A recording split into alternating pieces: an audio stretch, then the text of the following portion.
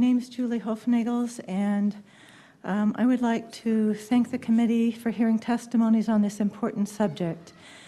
I'm speaking on behalf of myself and my husband, Case Hoefnagels. I work as an interpreter for a local hospital, Ada County courts, and the Boise school system, and my husband's a retired semiconductor engineer. We've been touched here by people's personal stories of living with discrimination and deeply saddened by calls from some to exclude the LGBT community from human rights protections.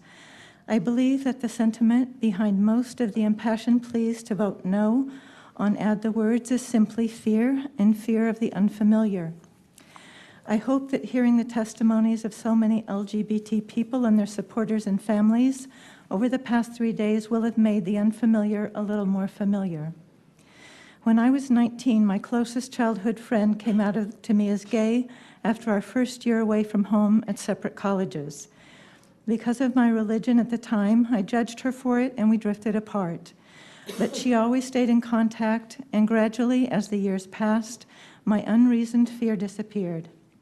This lifelong friendship and friendships with other gay and transgender people, including a dear cousin, has made me a more open, loving, and richer person.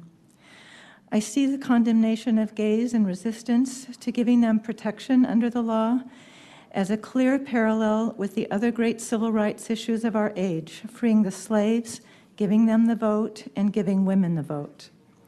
Biblical passages were cited in support of perpetuating all of these unjust situations, and I do not believe that any such changes could be made in a society without legislation. In closing, on the topic of homosexuality, Pope Francis recently said, "Who am I to judge?" Society is clearly evolving. We should accept this and focus on the fact that some within our society, the LGBT community, are still being denied basic human rights, protection from being dismissed from a job, kicked out of their living quarters, harassed or beaten, rights that the rest of us have come to take for granted. Idaho needs to join other humane states and countries around the world. We must let go of fear and choose a path of love and compassion. Now is the time to add the 4 words to Idaho's anti-discrimination code. I thank you very much for your time and consideration.